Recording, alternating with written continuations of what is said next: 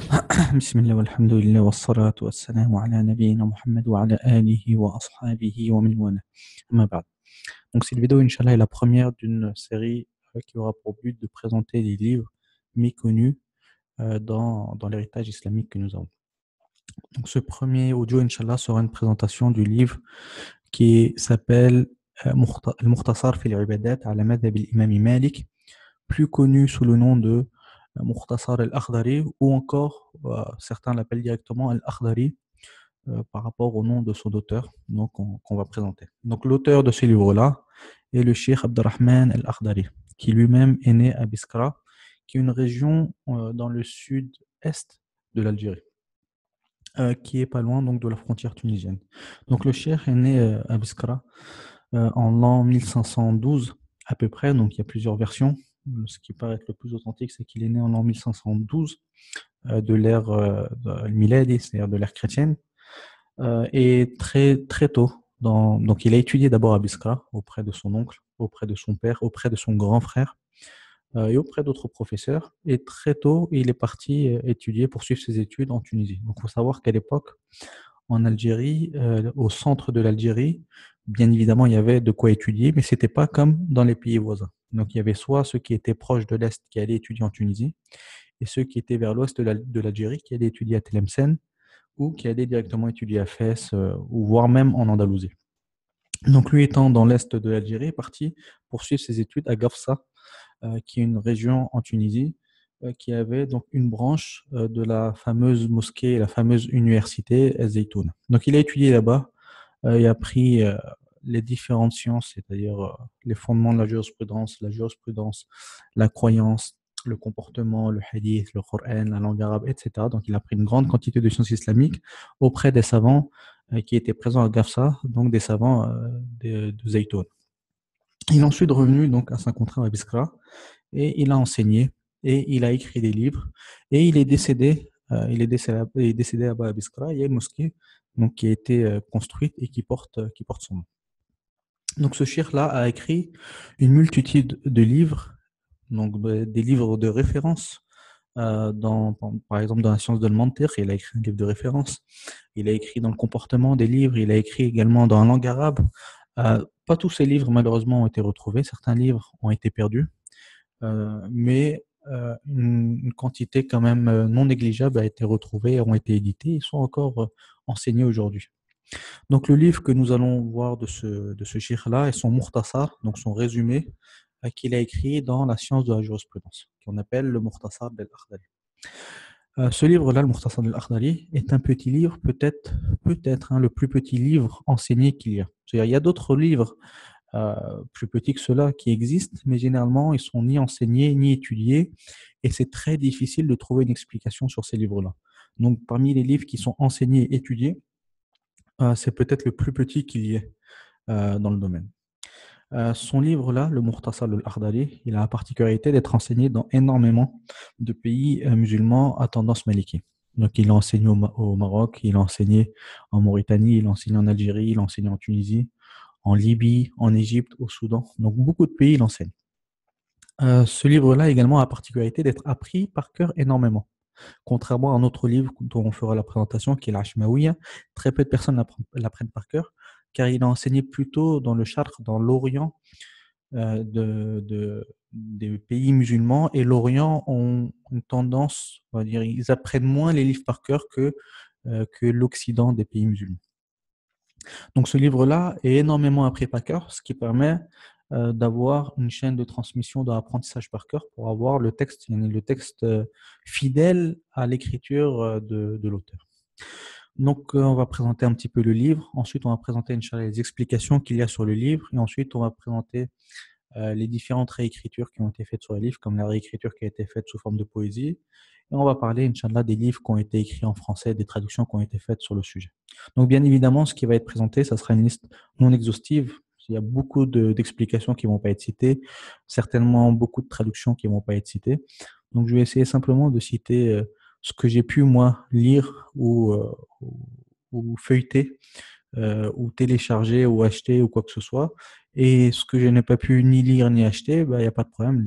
Ceux qui voient la vidéo peuvent m'envoyer en commentaire sur la vidéo ou par email ou par n'importe quel moyen un livre que je n'ai pas cité et je le rajouterai dans une autre vidéo, Inch'Allah.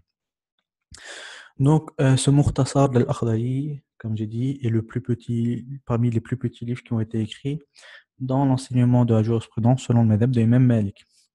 Il est composé de 4 grandes parties. La première étant une introduction. L'auteur a commencé son livre en écrivant une introduction qui comprend un mini paragraphe qui parle de la croyance islamique. Puis ensuite, le reste de cette première partie est une introduction dans la science, si on peut appeler ça la science, ou plutôt on va appeler ça la science du comportement. C'est-à-dire, c'est une introduction, un rappel sur les bons comportements que doit adapter le musulman. Donc, il n'y a rien de nouveau dans cette introduction-là. C'est simplement un rappel. Il nous rappelle l'auteur qu'il est interdit de faire cela et qu'il est demandé de faire cela. Et c'est pas, il ne vise pas les étudiants en sciences religieuses ou des étudiants qui étudient la jurisprudence ou les étudiants dans le madhab de l'imam Malik. Non, c'est général pour tous les musulmans, un rappel sur les comportements qui doivent être adoptés. Ensuite, la deuxième partie, il rentre donc dans le premier chapitre de la jurisprudence, qui est le chapitre de la purification. Et dans ce chapitre de la purification, il ne va pas citer tous les sous-catégories qu'il peut y avoir dans ce chapitre-là. Il va citer essentiellement le chapitre des eaux, c'est-à-dire les eaux qu'on peut utiliser pour faire pour les petites ablutions et les grandes ablutions. Il va citer rapidement certains sujets sur comment enlever l'impureté sur son vêtement ou sur son corps. Et ensuite, il va rentrer directement dans les ablutions et comment effectuer les ablutions. C'est-à-dire, il va citer tout ce qui est pilier, tout ce qui est condition, tout ce qui est sunan, et comment faire lorsqu'on a oublié des membres durant ces ablutions, selon si ce membre-là est un pilier ou une sunna ou une condition, etc. Donc, il va donner un certain nombre de règles. Ensuite, il va traiter des annulatifs des ablutions, donc tout ce qui rend obligatoire de faire les ablutions. Et il va détailler dans ce domaine-là, il va citer pas mal d'informations. Et il va citer qu'est-ce qui est interdit de faire pour celui qui n'a pas les ablutions. Ensuite, il va rentrer dans un autre chapitre qui est le chapitre des grandes ablutions. Donc, il va détailler, il va commencer cette fois-ci par citer ce qui est obligatoire pour le musulman, ou plutôt ce qui rend obligatoire les grandes ablutions pour le musulman. Puis, il va citer comment on effectue les grandes ablutions et qu'est-ce qu'il est interdit de faire lorsqu'on n'a pas fait ces grandes ablutions. Ensuite, il va parler d'un chapitre qui est pour celui qui n'a pas la capacité de faire les petites ablutions ou les grandes ablutions, à savoir ce qu'on appelle les ablutions sèches. Et il va également détailler dans le domaine, c'est-à-dire comment les effectuer, pour quelles raisons effectuer ces ablutions sèches et avec quoi effectuer ces ablutions sèches. Ensuite, il va terminer donc ce premier, ou plutôt ce second chapitre du livre, qui est le chapitre de la purification, il va le terminer avec le chapitre des menstruations et des lochis. Il va traiter rapidement, mais quand même avec des informations très intéressantes concernant les menstruations et concernant les lochis, c'est-à-dire des informations qui permettent donc à la femme musulmane d'avoir une bonne pratique. C'est-à-dire qu'il va quand même, il va pas rentrer beaucoup dans les détails, mais il donne quand même des bonnes bases qui permettront à la femme musulmane de pratiquer correctement. Donc, le fait de s'abstenir de prier ou de jeûner, elle va bien calculer ses menstruations et les différencier de la métrorragie, etc. Donc, comme je l'ai dit, il y a beaucoup de sujets qu'il n'a pas traités. Il n'a pas traité d'essuyage sur le khuffayn, sur les bottines. Il n'a pas traité de l'essuyage pour celui qui est blessé sur le jabir, qu'on pourrait traduire par, on va dire, pas les plâtres, mais on va dire les pansements, etc. Tout ce qu'on met lorsqu'on est blessé. Il n'a pas traité également d'un sujet qui est très, très, très important, qui est à savoir tous les corps qui sont considérés comme purs et tous les corps qui sont considérés comme impurs en islam. Il ne les a pas traités, qui aurait été intéressant d'être traités dans le premier niveau de jurisprudence, mais il ne l'a pas fait, l'auteur. Il est passé donc à un deuxième niveau, ou un troisième, plutôt une troisième catégorie du livre qui est la prière. Donc dans ce troisième chapitre-là, l'auteur va parler de la prière et il commence donc par les conditions de la prière. Et comme vous le savez, l'une des conditions les plus importantes était la purification, et il l'a cité. Et la seconde condition également qui fait partie des conditions les plus importantes, qui est le temps de la prière, c'est avec cela que va commencer l'auteur ce chapitre-là de la prière.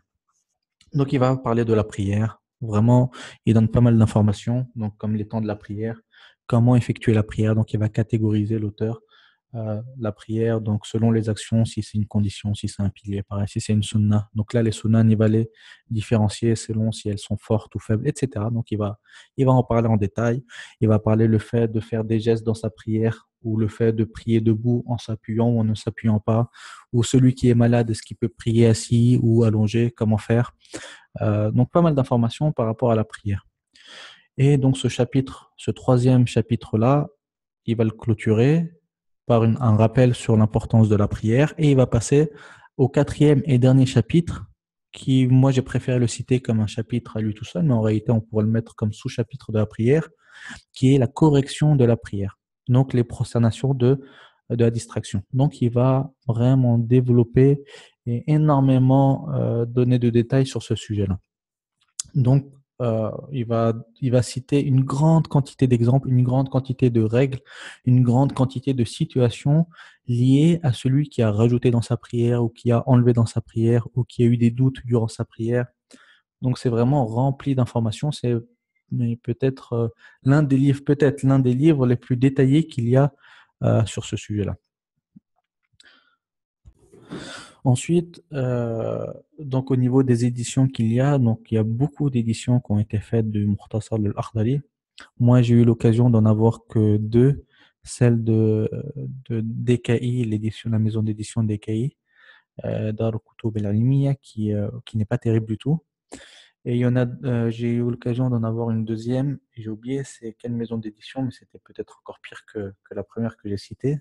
Mais il y a plusieurs maisons d'édition, dont des égyptiennes et des marocaines, qui ont édité ce livre-là. Et dernièrement, il y a également une maison d'édition tunisienne qui a édité et qui a essayé donc de rajouter des accents sur chacune des lettres du maître pour faciliter l'apprentissage par cœur. Donc, j'ai pas eu l'occasion de les lire. Ça sera intéressant de voir. Donc, ce livre-là a été réécrit également sous forme de poésie qui a été édité Dar Ibn Hazm, qui l'ont édité et qui se vend, qui est en vente.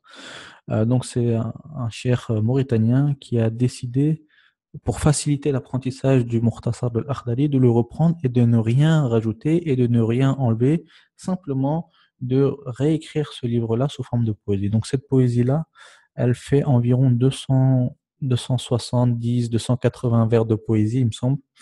De mémoire, j'ai oublié, j'ai déjà feuilleté le livre. Ça faisait, je crois, à peu près 270 vers de poésie. Donc, pour celui qui veut apprendre par cœur, ça va être plus facile d'apprendre la poésie que d'apprendre le texte écrit sous forme de prose. Également, il y a une poésie qui existe qui a pris la quatrième partie qu'on a citée précédemment, à savoir les prosternations et la distraction, qui a pris cette partie-là de l'Akhdari sous forme de poésie. Donc, c'est une poésie qui est connue, qui est énormément enseignée dans le sud de l'Algérie et en Mauritanie. Elle s'appelle El Abqari. Donc, c'est une poésie qui reprend uniquement ce chapitre-là des prosternations et des distractions et qui a pour but donc d'enseigner cela donc sous forme de poésie pour être apprise par cœur. Donc, on va passer maintenant aux traductions. Donc, il y a énormément de traductions qui ont été écrites, surtout ces derniers temps. Moi, j'ai eu l'occasion dans les années 2012, je pense, de lire, ou peut-être 2013, de lire une ancienne traduction qu'il y avait de Maison En-Nour. Donc, elle était vraiment pas terrible à cette époque-là. La traduction c'était mieux que rien, mais il y avait quand même des erreurs qui changeaient le sens. C'était pas des erreurs dans la langue française, non, c'était des erreurs qui changeaient le sens. Et il y avait des erreurs également dans le texte en arabe. Après, il semble que Maison En-Nour ait fait une correction. D'ailleurs, j'avais vu qu'il a été réédité même dans un autre format. Il était en petit format avant, maintenant il est en grand format, la couleur a changé, etc. Avec une correction, une réécriture. J'ai pas eu l'occasion de la relire, mais je pense que ça peut être que meilleur que ce que c'était avant. Il y a également on va dire, je sais pas si on peut appeler ça une traduction ou une explication, ou peut-être les deux en même temps, qui a été écrit par un professeur de fiqh maliki dans le 92. Il me semble, mais j'ai pas eu l'occasion de le lire. Plusieurs fois, il y a quelqu'un qui devait me prêter sa version pour que je lise, j'ai pas eu l'occasion, mais d'après ce que j'ai pu entendre, on va dire, c'est pas vraiment fidèle au texte de l'Akhdari, c'est inspiré de l'Akhdari avec certaines petites modifications. Et donc, il y a une explication et une traduction de cette explication-là, mais avec quelques petits aménagements de l'Akhdari. Donc, l'auteur du livre, j'ai oublié le prénom, mais le nom de famille, c'est El Thaparo, un converti qui a étudié en Mauritanie.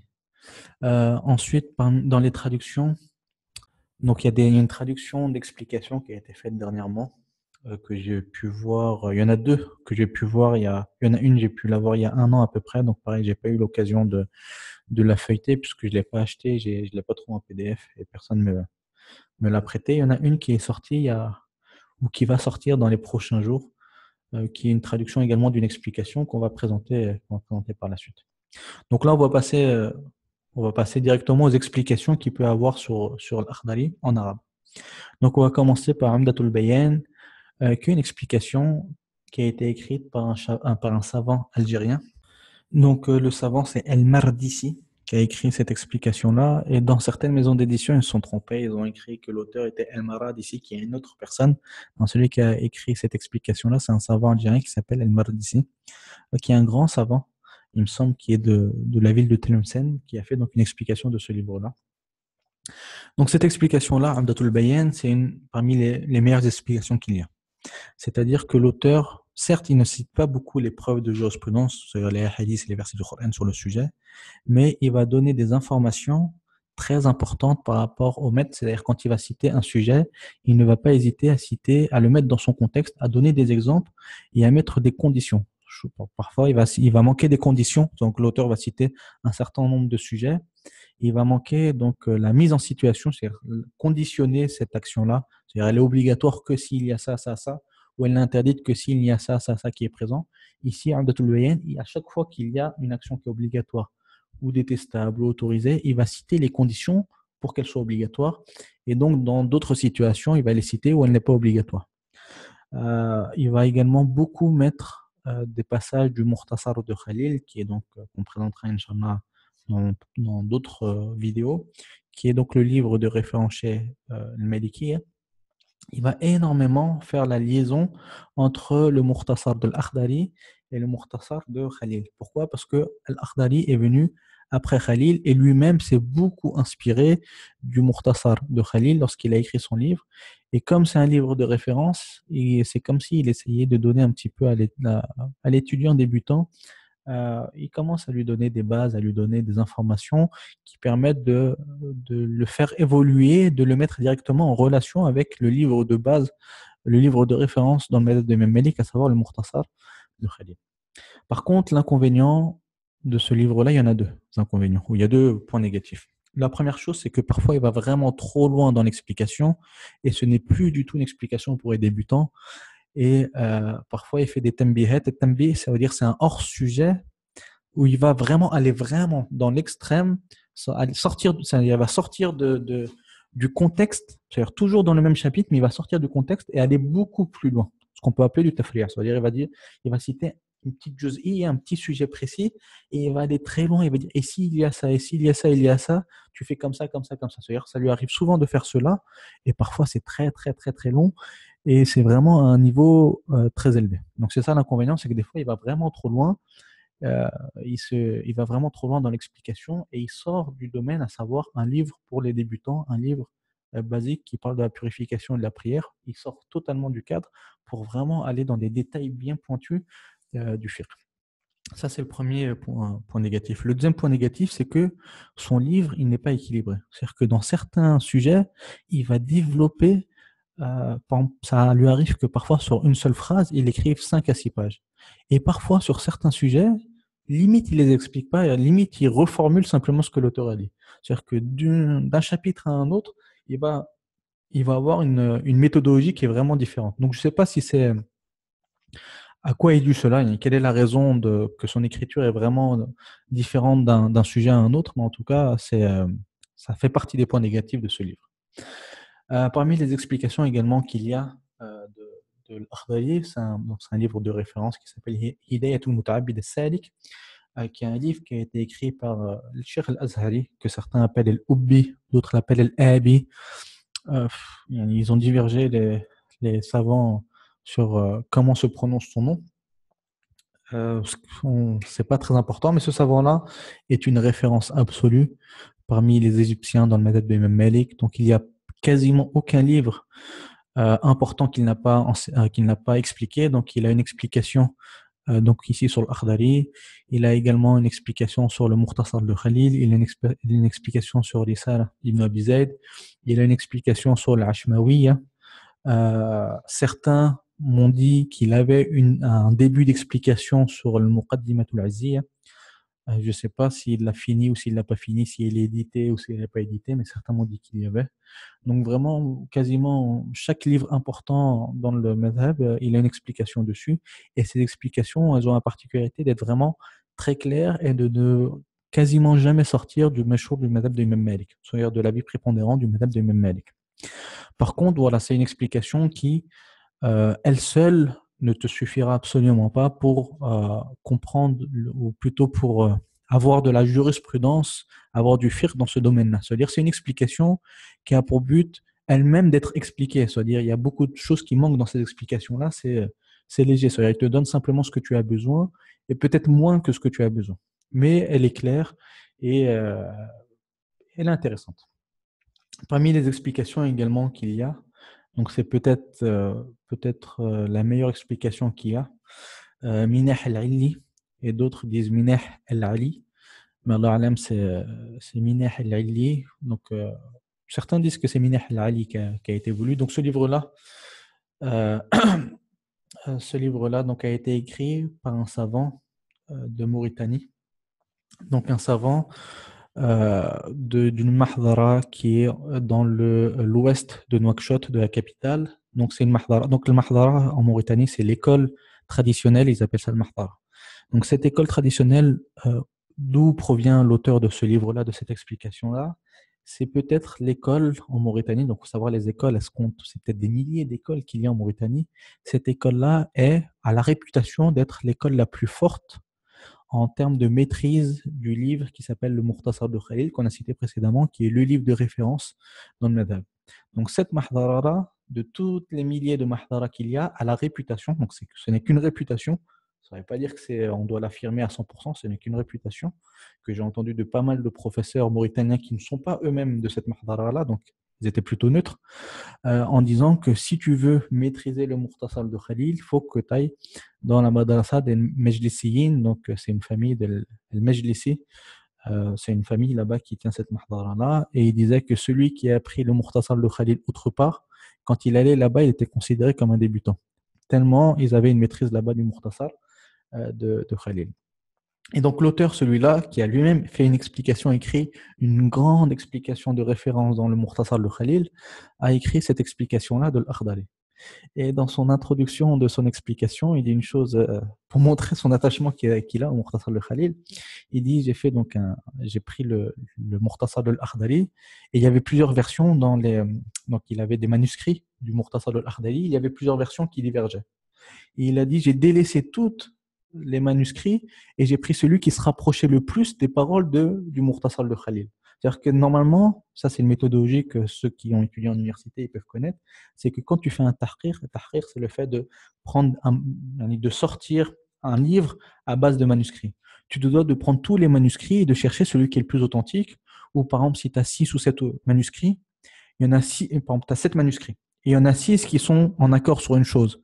Et un septième qui est en désaccord, tu te dois de devancer les 6 manuscrits, la quantité des manuscrits sur les autres. Lui, il a opté pour une méthodologie qui est totalement différente, qui contredit les règles académiques et les règles universitaires.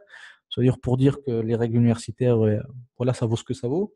Il a préféré prendre ce qui est en accord et en adéquation avec le Mukhtasar de Khalil, quitte à ce que ça soit peut-être pas la version la plus authentique du matn de l'Akhdari. Donc, bien évidemment, l'essence, il ne change pas d'un manuscrit à un autre. C'est juste certains mots qui vont changer.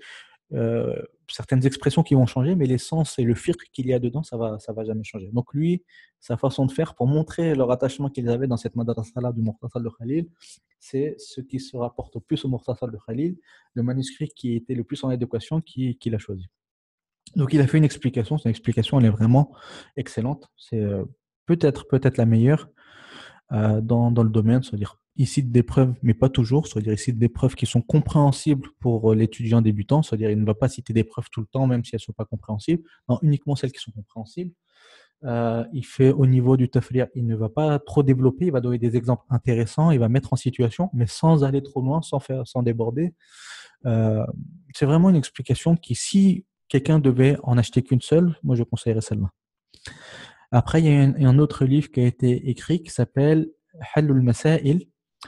Ce livre-là, Halul Masail, il est un peu spécial parce que je ne sais pas si on peut appeler ça vraiment une explication du Mukhtasar al-Akhdari. On va dire c'est plus une citation de preuve du Mukhtasar al-Akhdari. Parce qu'il y a beaucoup de passages où il n'explique même pas le Mukhtasar, il n'explique même pas les paroles, il cite simplement des preuves. Par exemple, Cheikh al-Akhdari, il cite certaines choses par rapport à la prière. L'auteur ne va rien faire de plus que mettre, pour chaque chose qu'il a citée, il met un hadith. C'est-à-dire, il ne va pas expliquer, il ne va pas la mettre en situation, il ne va pas donner d'exemple, il ne va pas donner de contre-exemple, il ne va pas donner de conditions, etc. Non, simplement, il cite des versets du Coran ou des hadiths du prophète sallam sur le sujet. Donc, on va dire c'est plus une citation de preuve de l'Akhdari qu'une explication de l'Akhdari.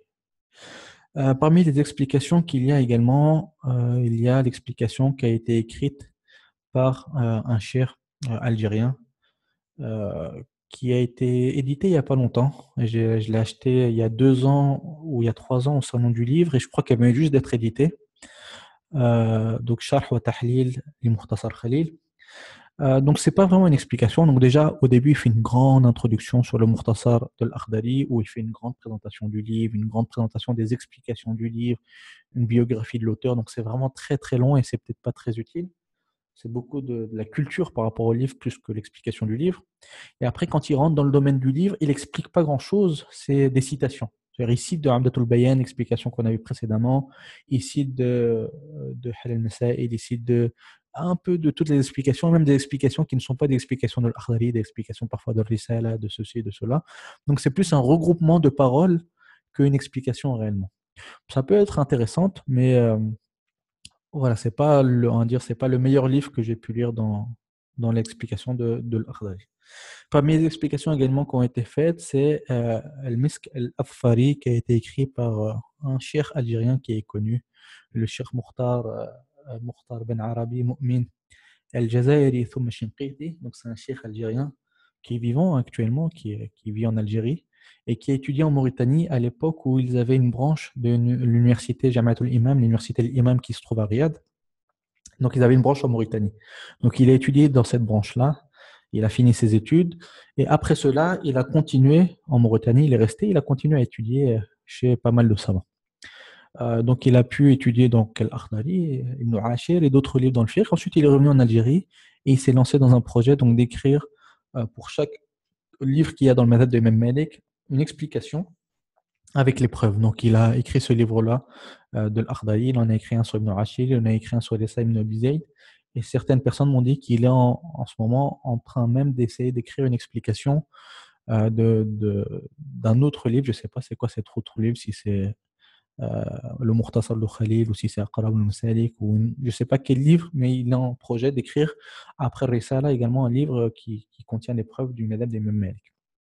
Donc ce livre-là qui nous intéresse, l'explication de l'Akhdari, donc c'est pas également ce qu'on peut appeler une explication, c'est-à-dire que lui, il l'a écrit comme si c'était son explication, mais on va dire que ses paroles sont souvent du copier-coller de ce qu'on peut trouver dans Amdatul Bayan ou dans ce qu'on peut trouver dans Halul Masail. C'est comme s'il avait fait un mélange entre Amdatul Bayan, mais c'est pas 100% du livre non plus, mais on va dire il y a une bonne quantité peut-être, je sais pas, j'ai pas envie de dire un pourcentage, mais on retrouve souvent des paragraphes de Amdatul Bayan copier-coller à la virgule près et des passages de Halul Masail copier-coller à la virgule près. Donc c'est vraiment systématique. Ça veut dire que vraiment la quasi-totalité du livre n'est que des passages de Amdatul Bayan ou de Halul Masail. Donc c'est moi celui qui veut pas se prendre la tête à acheter Halal al-Masail et Umdatul Bayan, sachant que, comme je dis dans Umdatul Bayan, il y a beaucoup de sujets où il va trop loin, il détaille trop. Bah, s'il achète Al-Misk al-Athfari, bah, en fait, il a acheté un résumé de ces deux-là. Ça peut être intéressant. Ensuite, il y a un autre livre, donc on va parler de l'explication qui a été faite, l'explication maintenant sur la poésie du Mukhtasar de l'Akhdari. Donc, il y a une explication qui a été faite sur la poésie du Mukhtasar de l'Akhdari. Euh, j'ai pas eu l'occasion de l'avoir entre les mains, donc j'ai simplement eu la version en PDF de ce livre-là. Donc, c'est un livre qui est intéressant. Il cite parfois des preuves, il détaille énormément. Euh, voilà, c'est un livre, on va dire, il sort pas forcément du lot, mais il est quand même intéressant. Et il y a une autre explication qui a été faite de l'Akhdari. Donc, c'est pas vraiment une explication, on va dire, c'est une tentative de mettre sous forme de manuel scolaire les explications de l'Akhdari.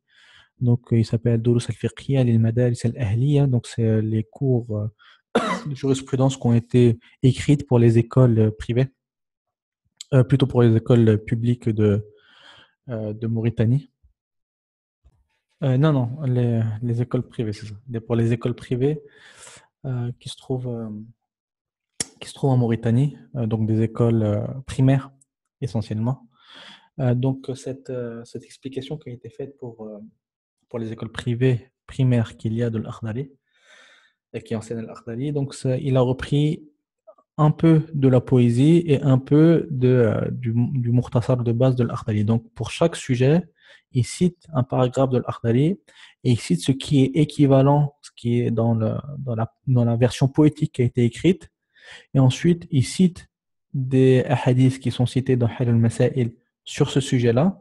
Et ensuite, il cite une explication. Et cette explication-là, parfois, c'est des passages de Amdatul Bayan, parfois, c'est des passages de Minih al-Ali, parfois, c'est des passages d'un petit peu à gauche, à droite. Donc, c'est pas vraiment une écriture, c'est pas vraiment une explication, c'est une tentative de mettre sous manuel scolaire ce qu'on peut trouver sur l'Akhdari. Donc voilà, c'est à peu près tout ce qu'on peut trouver, tout ce qu'il y a à dire sur ce petit livre qui est le Mukhtasar de l'Akhdari et sur les explications qui ont été écrites dessus.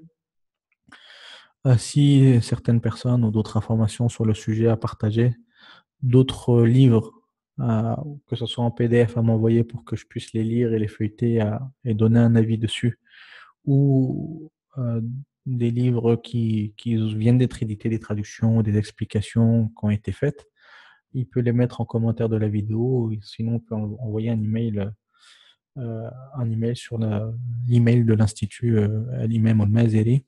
Et Inch'Allah, je m'empresserai de lire ce livre-là et d'en parler dans une autre vidéo. Donc, dans la prochaine vidéo, Inch'Allah, je ferai une présentation du Mukhtasar de l'Ashmawiya, qui est un livre qui est un petit peu dans le même style que l'Akhdari, c'est-à-dire c'est à peu près la même longueur, le même style, mais qui a quand même un certain nombre de différences. Donc, je ferai une présentation. Et peut-être dans la troisième vidéo, je ferai pour Ibn Ashir, etc. Donc tout ça, c'est des livres peut-être qui sont connus.